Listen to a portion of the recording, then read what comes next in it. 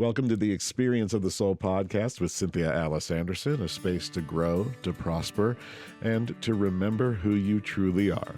I'm Shawn Kilgore, producer of the show, and I'm happy to welcome you to this special episode where we turned the tables and I had the honor of interviewing Cynthia in what turned out to be a beautiful, heartfelt conversation about faith, power, memory, and the quiet places where God meets us. We're so glad you're here. Let's begin. Hello, my dear friends, and welcome to the Experience of the Soul podcast. My name is Cynthia Alice Anderson. I am the owner, founder, and host, and today is a great day. Happy New Year to each of you. It is great to have you along the journey with us, and I want to bring my producer of the show in, Mr. Shawn Kilgore. Thank you so much. Hello, everybody. Welcome back to the Experience of the Soul podcast. Happy New Year to everyone. Happy New Year to you. Yeah, exactly. First show of the new year. Super excited to be starting here 2026 with episode 395. Yep, inching up to 400, my friends. Almost there, yep. Oh, this is actually 394. So we'll... Okay, well, we're what's a number among friends? Right. You know what I mean? It's all right. It's one. Just one. Awesome. Well, we're so glad that you have decided to join us here whenever you're joining us. But today, of course, is Monday, January 5th. So happy to be here with you. We got a great show for you today. We're going to be we're starting out the year a little bit different. Instead of having a direct talk from RCA, we're going to just have a was that sounds fun. That might be a fun way to start out the new year. I was almost nervous. Oh, you were? I was like, what's he going to ask? I love it. So, friends, I don't know in advance what he's going to say. Which is great. But first, we want to do This Week in Spiritual History. Yeah, as always. So as we step into the first full week of the brand new year, spiritual traditions around the world invite us to begin again with courage, clarity, and a willingness to see the sacred in everyday life. Amen to that, yeah. So today, Monday, January 5th, in the Sikh tradition, honors the birth of Guru Gobind Singh Ji Gurpurab. And he is the 10th Sikh, the 10th Sikh Guru. Yes, exactly. So, he is remembered for his courage, equality, and devotion, and for establishing the Khalsa, which is a community rooted in service and spiritual discipline. And his life reminds us that faith is not passive. Amen. It's something we live boldly, even in challenging times. Which, so friends, we're continue to be in, but it's all about how we choose to move through it, right? It's so true. Well, I didn't tell you this, but one of the things I got for myself for Christmas last year was, I can't believe I'm already saying last year, but anyway, this past Christmas was a sweatshirt. There's this company called Kingdom and Will, and the sweatshirt was just YHWH, which is the, Hebraic or Jewish way of spelling Yahweh, right? Because it's the mystery, unpronounceable. And I just wanted to wear that, honor that. I just, one of those traditions that we're, lifting up and following. It's like, I want to be bold. I'm not scared for somebody to know I believe in Yahweh. I love it, as a matter of fact. Yeah. So it was fun to wear some merch. Yeah. That had cool. That. Yeah. You know what I really love? This is sort of, taking a little turn here, but have you seen those shirts that say "Dear Person Behind Me"? Oh yes. I thought that what a great idea that was. Yes. Like you never know who actually needs that message on the back of your shirt. Right? All right. Tomorrow, Tuesday, January 6th, is the Epiphany. Yes. So in the Christian tradition, Epiphany celebrates the visit of the Magi to the Christ child, symbolizing divine light revealed to the wider world. Yes. So spiritually, this day invites us to notice where insight, clarity, or those aha moments, I think that maybe Oprah said that at first, the aha moment, are showing up for us right now. So sometimes revelation arrives quietly, but we have to be paying attention. Absolutely, yeah. At all times. Very in alignment with what we talk about nearly every show. Yep. Yeah. This Wednesday, January 7th, is Orthodox Christmas. So this is observed by many Eastern Orthodox Christians. Christmas Day on the Julian calendar honors the birth of Jesus. The emphasis here is on humility and mystery and divine love entering the world in simple form. It's a gentle reminder that transformation often begins in unexpected places. Well, I knew that, as we usually celebrate Christmas. It's really not the time Jesus would have actually been born. It doesn't seem to matter, though. We love it nonetheless. It's still a beautiful, It's a beautiful celebration time. of light. Yeah, exactly. This Saturday, January 10th, is what is known as Asara Butevet. This is a Jewish fast day that commemorates the beginning of the siege of Jerusalem in ancient times. So beyond history, it's a day for reflection and repentance and realignment, a pause to consider where healing, honesty, and spiritual rebuilding are needed in our own lives. I'm going to have to research that one, Shawn. I didn't know much about that one. Okay. Excellent. And finally, just for fun, this Saturday, January 10th, is National Houseplant Day. So Hey. Hey, we were already doing it. Right, we didn't even know. We're there, right? Taking care of those plants, right? A lighthearted invitation to care for something living. Whether, so water a plant, notice new growth, or bring a little green indoors. Tending life, even in small ways, nurtures patience and presence. Very true, very true. Well, we learn, science has since proven what the indigenous people have always known, which is when you talk to and care and, Yeah. Oh, yeah, and sing. Right, it helps the growth and the maturity and the health and all of that of the plant. It's amazing. Do you have a lot of indoor plants? Do you have indoor Oh, plants? yeah, I've got a lot of indoor plants. Yeah, my mom was a master gardener, so most of my childhood was either planting or bringing, plants in and out of the house. So, yeah, we lived, out in the woods. So we had plants everywhere, in and out. Yeah. Awesome. So I've always had that. Excellent. And finally, something to think about as we wrap up our very first edition of This Week in Spiritual History for 2026. As this new year unfolds, where are you being invited to live with more intention? Amen. And what quiet insight might be waiting for your attention? Oh, So yes. we hope you reflect on that as you move through your week. Yes. And now it's time for episode 394 of the Experience of the Soul podcast, the RCA interview. Boom. Bum, bum, bum. Okay. Well, and I do feel this would be a good time, though, before we get further, to mention my intentions journal, especially because it is the beginning of the year. My intentions journal is on Amazon. It's a very reasonably priced, and it takes you through a daily practice. So if you're looking for a tool to help you with your intentions in the new year, this might be a good one. We're definitely on the same wavelength. Oh, is that there? That's in here. Now you know, friends. I really have no idea what he's saying. He's like, stop, be quiet. He's like, I got it. Just do it. All right. So one of the things, since we started doing the This Week in Spiritual History segment, we end up talking about food quite a bit on the show. So I thought we'd start in the kitchen. All right. Yeah. So let's talk about that a little bit. So what do you love most about cooking? What is it that you really feel connects you to being in the kitchen and to cooking? That's so funny. Well, I love to cook, and I think I love the creativity of it. I love creating something from nothing into something, from ingredients into something like super tasty. Yeah. I like the creativity of it, but it also, really connects me to my mom, who was a great cook. And, we had a lot of great memories in the kitchen, like one sunrise service, I did not get up for church. I was about maybe 6 or 7. So I was young. And when I got up, there was a note downstairs in the kitchen that said, since you cannot get up for Jesus, basically it was like, since you cannot get up for the sunrise service, you can make the biscuits and the cornbread for the entire family. We would have huge things. Like breakfast. Yeah, huge, every Sunday. Big, full table of food, So at 7 years old, I was expected, not only to know how, but to do it. And I can tell you, I never missed another sunrise. That was a bit much. But yeah, for us, I think because our family was so big and, my mom did love to cook, there was a lot of connection in the kitchen. Like growing up, we made candy. We wouldn't, yes, we had some bought candy, but, it was a time of connection and fun. My mom would just, make it fun. And so for me, sometimes I've had a really long day and and I listen to people all day, which I love. So it's not that I don't love it, but sometimes it's tiring, you know. But what makes me feel good, people are always surprised about this.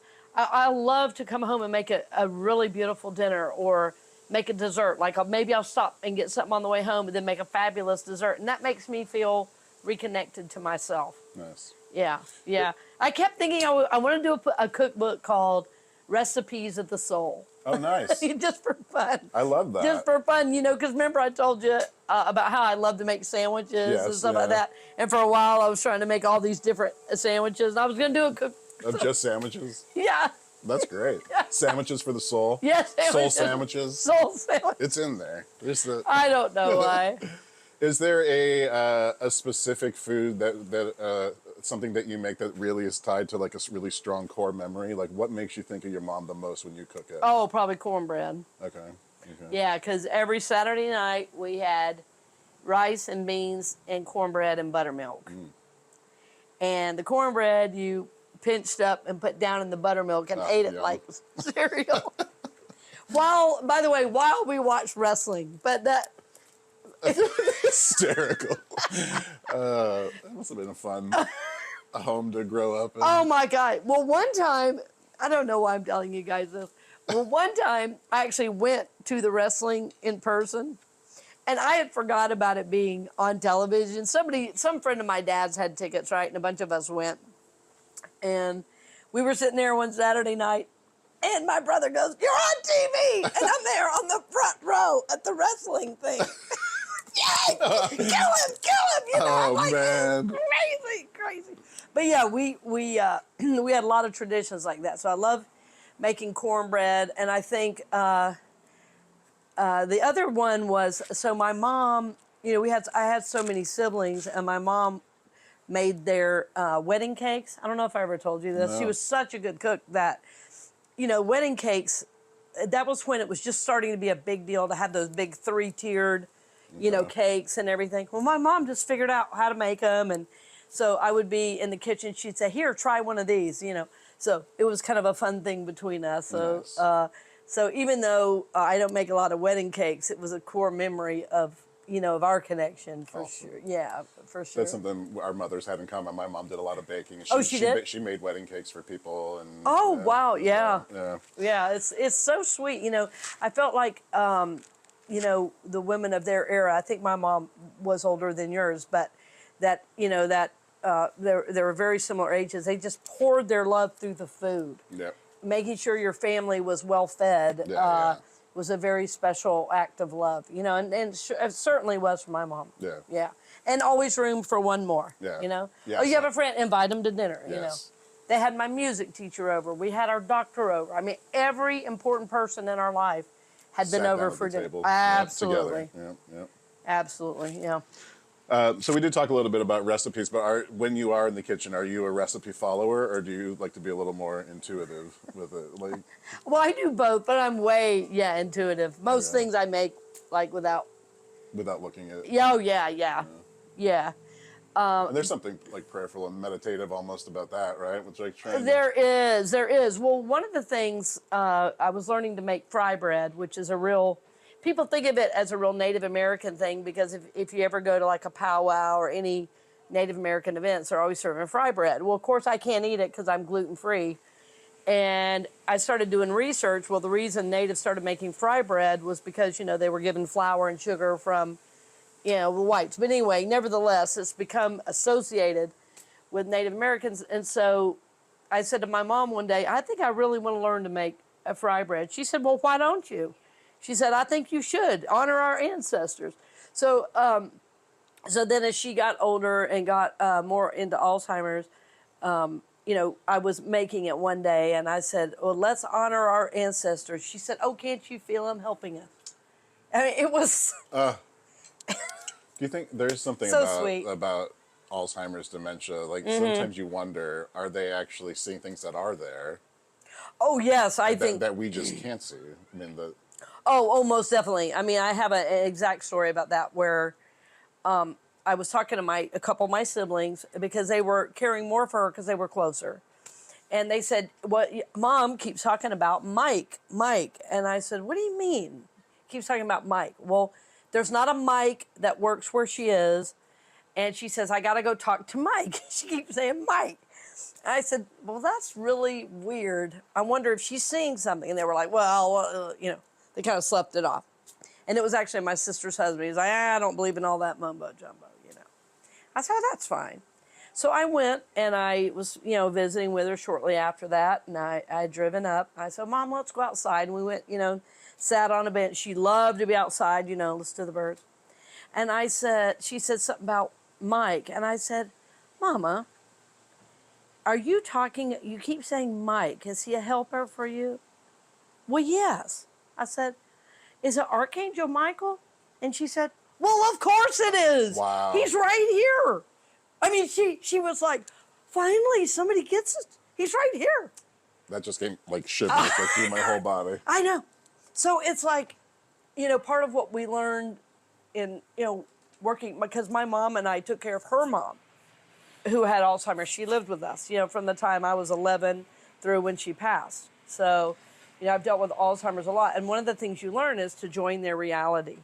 So, you know, if my grandmother saw stuff, we'd go, oh, yeah, you know. Don't say, no, it's not there, you know, because they don't understand that. Yeah. You know, they don't understand it. And so when I validated, and that was the only thing I could think of because she was so, you know, and then she never mentioned it the whole rest of the time. It was kind of like she was trying to get us to get it about Mike.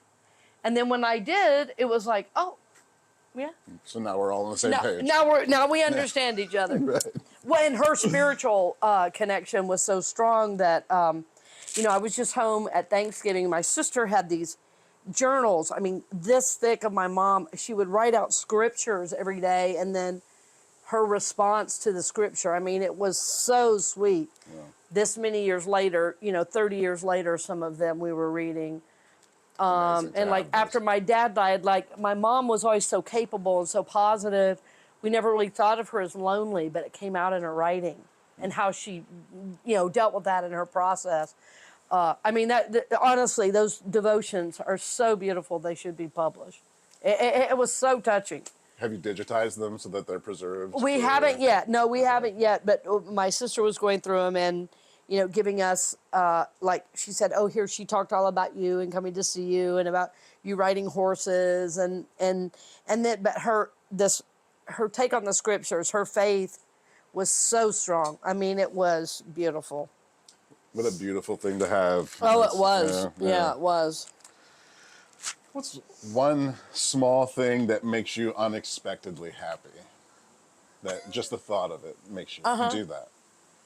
One small thing, well, if somebody gives me something special. Yeah. Like somebody says, I was, and like not expensive, but thoughtful. Yeah. Like if somebody does something thoughtful for me, even if I just think about it, it makes me happy. But I would say, you know, time with my son, most definitely, thinking about that even just makes me happy. But that was the first thing that came to mind. I think I've discovered my love language probably is really giving. Yeah? Yeah. I was going to ask you about your love language. Yeah, because I love receiving it so much, but I love giving just as much. Like, I could never get a gift and be happy, but when somebody does give me a gift, I'm like, you really love me. Yeah. And that just happened today, as a matter of fact. Nice. Yeah, right. Nice. Oh, that's great. Yeah. What does your perfect, nothing special, nothing on the calendar day look like? Well, I'd probably sleep in. I'd do a longer intention meditation time. I would, because I love being able to do it, and I would do it outside. You know, I'd make a really good breakfast. You know, that probably I might make some hot water cornbread, which is another favorite to make. Okay. Which is different than the cornbread I grew up with in my home. That's kind of a black thing for the black community. But I'd probably make some hot water cornbread and something else delicious. And then I'd probably do a long walk. And then I'd probably do something outside.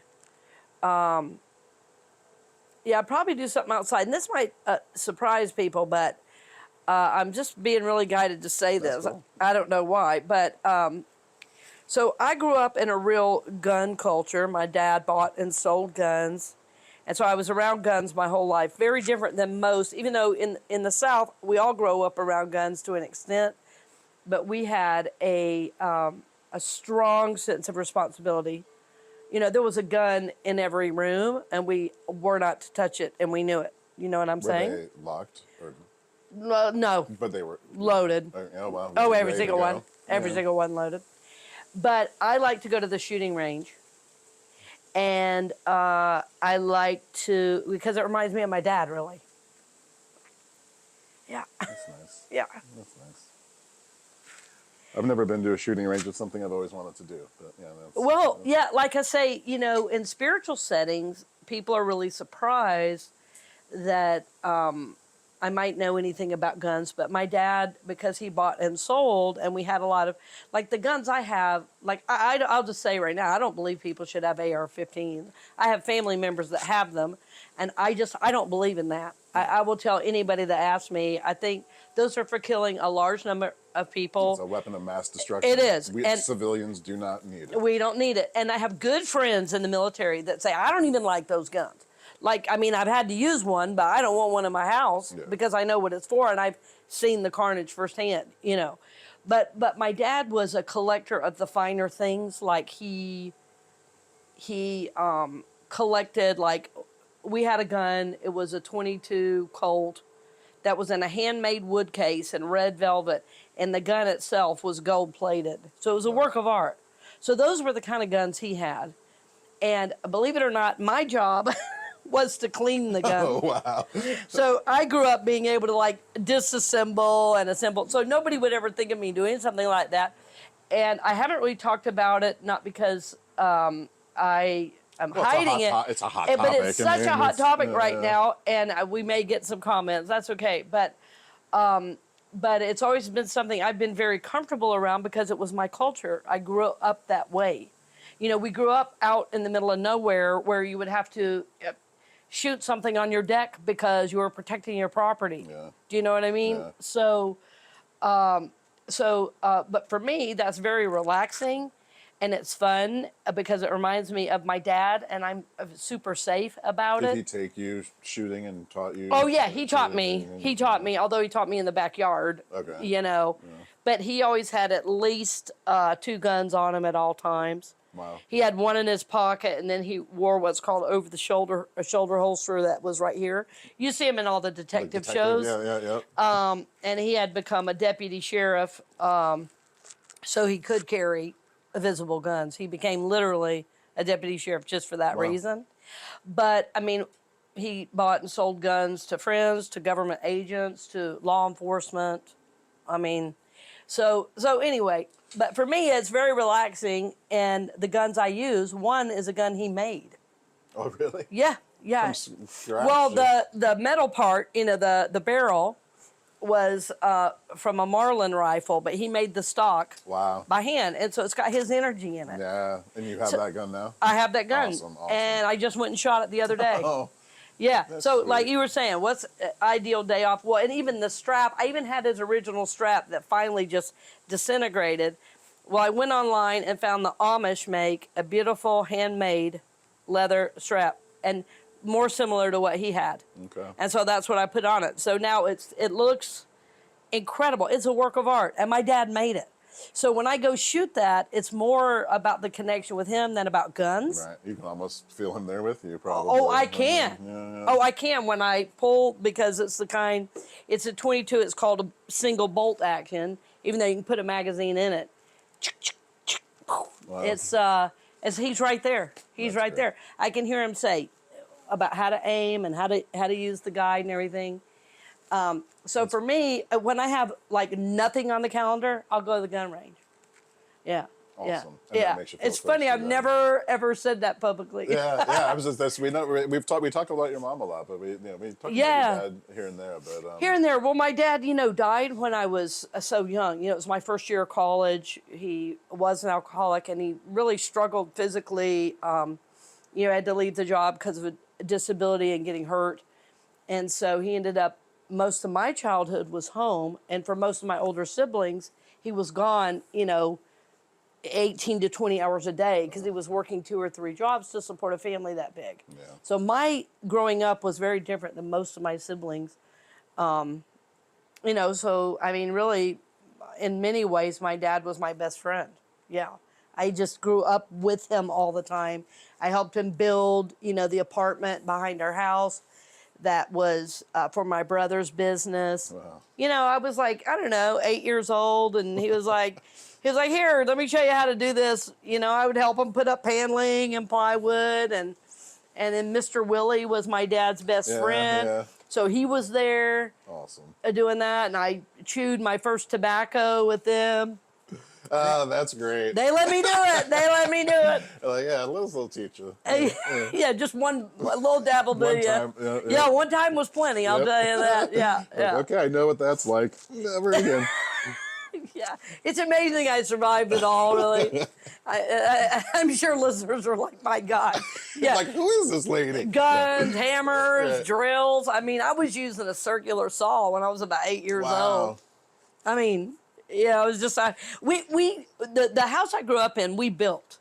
So when we started to build it, it was 4 cinder block walls and a tin roof with no power. Wow. And we had to bathe in the creek, so literally. And yeah, and yeah. So there's, there was always something going on. I mean, we were never just sitting around because there was always something to fix or build or add.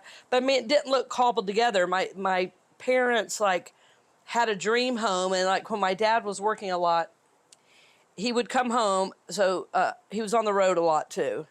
He worked for this company called Big Four Tires. So anyway, he would come home and they draw out on paper bags. They draw out their dream home, and that's what they built. Wow. Yeah. That's incredible. Yeah. Yeah. So I mean, as a team, they were really beautiful. That said, I mean, like any American family, we had our dysfunction, but there was a lot of love for each other, for sure. With your background being the way that it was and growing up that way and doing all of those things and bathing in the creek and all of that stuff, how do you think that changes your perspective of what we look at as important today?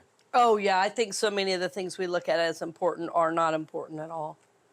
I think we've given up creativity for convenience. I feel like we've, given up health for, I think a lot of the things that we focus on now that we think we have to have are mostly made up and sold to us. Mm-hmm.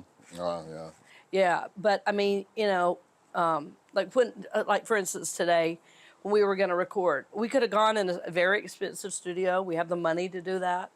But it was like, why would we do that if I could just be in your home and we could be here on your porch that's been so thoughtfully put together in your home? I mean, to me, those are the things that matter, So it's like it's like that book, The Little Prince. That's one of my all-time favorite books. It says, what's important cannot be seen to the eye. Love it. So, I do think, too, it not only growing up like that, but then as a teenager going to Brazil, going to a foreign country where, in the areas I went to, I was in the interior. I saw what it was like to have joy in the midst of, utter nothingness. People had no homes. Their homes were built out of sticks or found items. But I had never seen that kind of joy. The way they sang, the way they related, the way they laughed. And it's just to be alive. It was about being alive. Yeah. Yes. Yeah. Yes. And so all these things now about having and looking good, and I think none of those things matter really anymore. To me. Yeah. With all the places that you've been and all of the different things that you've done and the different faiths and religions that you've experienced, what's one thing that life has sort of taught you that you don't think is really in any book, that no book has ever been able to teach you? Or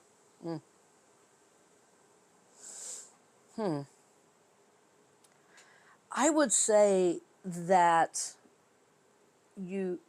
each of us, but if I were talking to the audience, I would say that you're way more powerful than you can even imagine. and that where you were born even, or what you had, or even what was done to you, or what diagnosis you've been given as, everybody loves all these labels now of ADD and ADHD, and you're this disorder, and you're depressed, and you're anxious, that I think you have so much power available to you if you only believe it. And I think science, I think psychology, even spirituality has grown to be about keeping those things alive rather than giving us more hope for living. And so, psychology often keeps us very hooked in, and the diagnosis helps us get pills, and that helps the drug companies, but it doesn't help us long term. Mm-hmm. And so, like, if we just knew how powerful we were, I'm not saying, there's times where you need medication, but what I'm saying is our power to change our lives for the better, we have far more than we access. And I have yet to see a book or a teacher that is trying to give me that. They say they are, at the same time they're saying, but then do this, this, this, and this. There's always something in it for them. And I'm saying, if we just believe what is possible for us, and that we tap into that energy, that we can create almost anything for ourselves, especially when we're intending good. But I think sometimes we think, well, they have this, and that's why they can do it. I've certainly done that myself. Well, they had this and that. So, they had parents that were there all the time, or they had wealth, or they had, whatever. But all those things come with negatives too. Right. Right? And so what I realized is that I was diminishing myself as I was saying, oh, look at them. And so it's like just believing in my own innate power that is God-given. I mean, but believing in my own innate power is, I think, something that's still not really taught. And it's my hope, for every show that we do, that somehow we're giving people their power back a little bit more, belief in themselves. Yeah, beautiful. Yeah. So as we are, at the beginning of the new year, we'll talk a little bit about the intentions journal, and I was hoping that you could talk a little bit about how intentions differ from resolutions. Oh, yeah, and yeah, how yeah. can we approach the whole idea of New Year's resolutions with a little bit more ease and a little bit more kindness to ourselves? Yes, I know. Well, this is several years ago that I'd looked up, and it was basically at the end of the first week of the new year, 97% of people who set resolutions have no idea what they even were. It's some real high number. It was way over 90%. Yes. I think it was like 97%. In other words, resolutions as we do them don't really work. So, in the intentions journal, I did that because I had so many clients. I was doing it old style where, I like made up a thing on the computer, and then I took it to a printer, and they put glue on the end, and you could order a bunch of, things. And people are like, isn't there a better way? So the intentions journal was really an answer to clients that were around the country that said, after I get done with the big sheets, where am I going to get more of these? And I would say, well, I'll just send them to you. So it was getting to the point that I didn't have time to send everybody a little piece of paper every time they needed it. So so I made the journal. But the difference in between intentions, so for me, an intention is based in my spiritual awareness, and it's also based in what I'm being called to. Like this last Sunday at Unity of Daytona Beach, we did White Stone. And White Stone is where we're asking Spirit, like, what is my word for the year? So it's not me saying, this is what I'm going to do, which is kind of what resolutions are, right? Yeah. Well, I want a skinny body, and I want a six-pack, as everybody's talking about these days. I want good abs, And so those are more resolution types, but they're not really based in reality mostly. And so, but as we're asking Spirit for guidance, it's like, okay, yes, I hold my own desires too, but it's like maybe Spirit's going to work in and through what my desires are, and that becomes more of a sacred intention that I could revisit every day. And that's what we do with the intentions journal. And, which started out, I was just calling them my morning pages because I would do it every morning, Yeah. But intentions are based in our call, and they have a sacred basis in that, we're asking Spirit what's trying to come in and through me, for the new year. And so what's often true, though, is that some of those other, what might have been resolutions now have a spiritual basis. And so they're much more likely to move past the first week, for sure. I love that. Just having the spiritual intention behind it. Yeah, exactly. It's not about appearances. It's not about... Right. Yeah. It's about internal, Yeah. what's going on inside. Yeah. I mean, I had a friend that said, I'm going through a tough time and I'm reaching for comfort food. I go, is that helping you right now? It's okay. Yeah. It's okay. Yeah.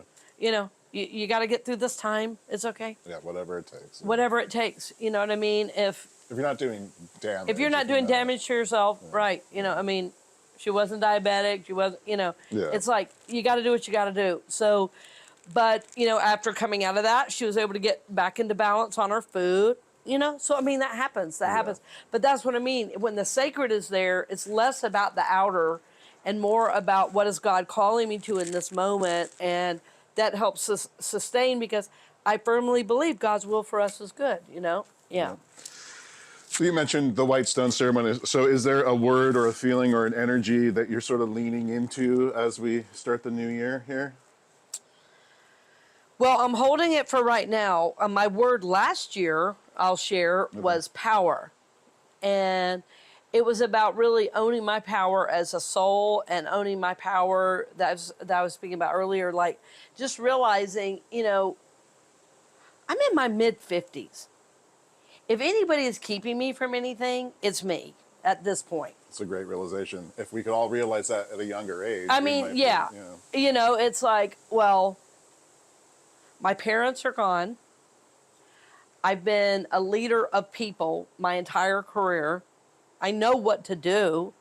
So if there's something I'm not doing, I have to ask myself, is there a reason? Should I not be doing it? Or like, how do I own my power in this? And, a big part of that last year was, competing in jiu-jitsu.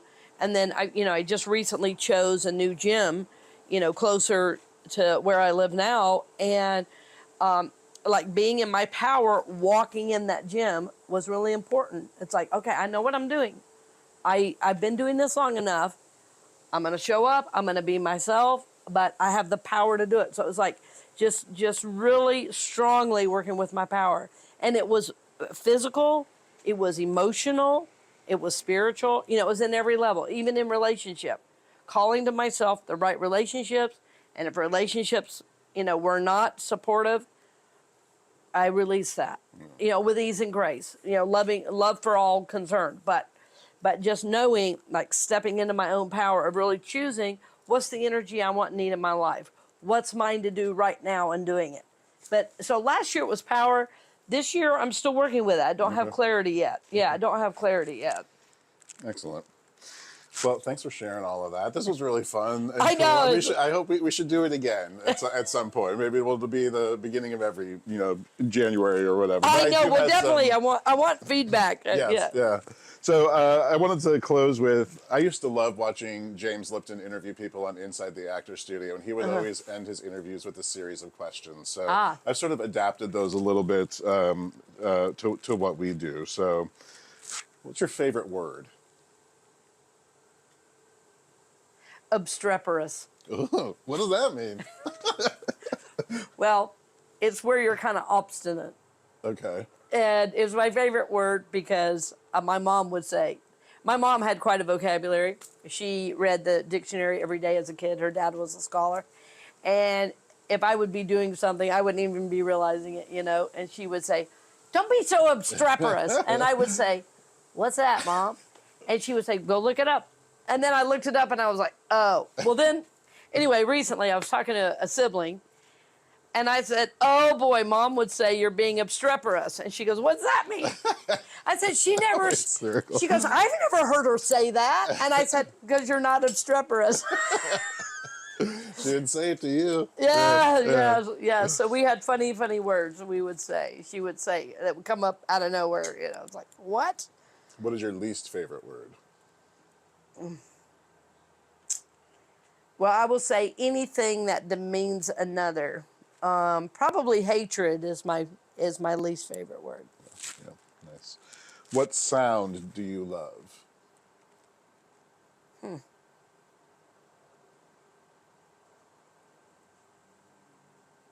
I love the wind in the trees, which I'm hearing right now. I love birds, singing, and anything musical. My son's voice, as that's matured, that's been wild. I know that episode. It was like, wow, he's a bass. He's down there. Yeah. Yeah, but I love the sound of the ocean. Like sometimes when I'm at the ocean, I'll just sit there and just hear the. Yeah. It's so powerful. Yeah. Anything in nature, I love to listen to it. Yeah. What sound do you dislike? Oh, I don't know. I don't know if there is. I'd say screaming probably. Yeah, I don't like when I see people. It kind of hurt. It hurts me psychologically, not just physically. I don't like the sound of people raising their voices at each other. I can't abide it. If that's happened, I gotta leave. Yeah. Yeah, I can't do it. I hear you. Yeah. I hear you. When do you feel most connected to God without trying, without being in prayer, without being in meditation? When do you find yourself going, oh, there's God? In the woods. That's easy. At the creek. Nature? Yeah, in the woods, at the creek. At the beach, anything outside, but especially the woods. Growing up, that was a real safe place for me. We lived on this land that, had been the same land my mom grew up on. So there was a lot of history there, but it was just like, go, there was a walk. My granddad had planted these dogwood trees along his walk. And so from my house, I could look and see where my granddad had walked. He called it Granddad's Garden. And so sometimes I'd walk up in there, anywhere though in the woods, I just feel totally at home. Rocks, trees, creek, yeah. What has become easier for you as you've gotten older? Self-love. Oh, nice. Yeah. Self-love, yeah. I just used to notice what was wrong, and I listened to people too much about what they thought. I think especially in the last, since I turned 50, somehow something changed for me at 50. Yeah. That's happening for me this year. Yeah, well, you'll be over it. Trust me. It's like, okay. Okay. Thanks for sharing. Good luck. God bless you. There was a thing I posted. It was like, it said at the top, 2026, and then it was like one guy chasing another guy, and it said 1976 was the guy running away, and the age of 50 was chasing the guy. Oh, that's so funny. That's yeah. It's coming. Well, Big 5-0 is fun. I did a real fun party. Yeah, That's cool. 50's cool. This is one of my favorite questions that he always asked everybody. So, when you arrive at the pearly gates, what would you most love to hear God say? Well,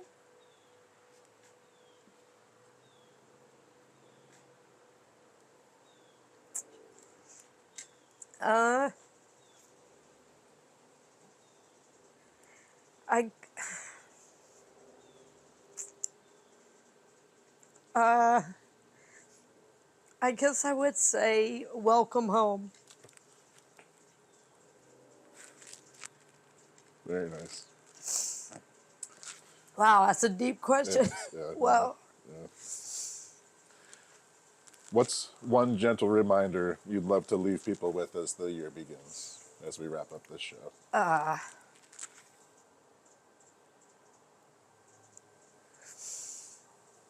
I would say remember your power, and that with more power comes more responsibility. So as you know your power, also offer, grace and love as you use that.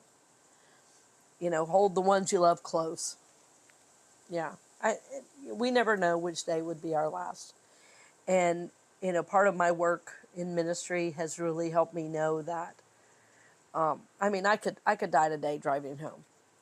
And that's not a bad thought for me. That helps me live more in the present moment, to love well. So I think, remember that power, remember what you're called to, and also to use that power, with grace and love. Yeah. Thank you so much, friends. I hope you've enjoyed this episode. This was our very first RCA interview, and I think we're going to do it again. I think we might.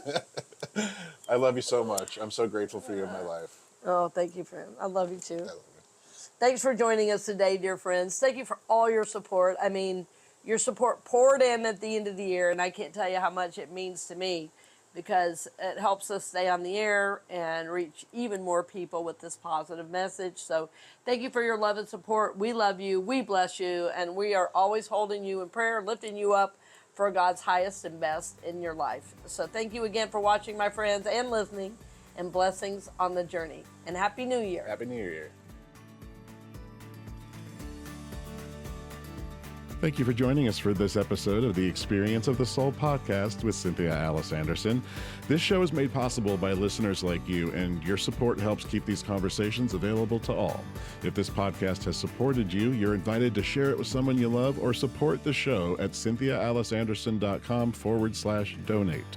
Produced by Kilgore Creative and a production of the Soulworks Group Incorporated.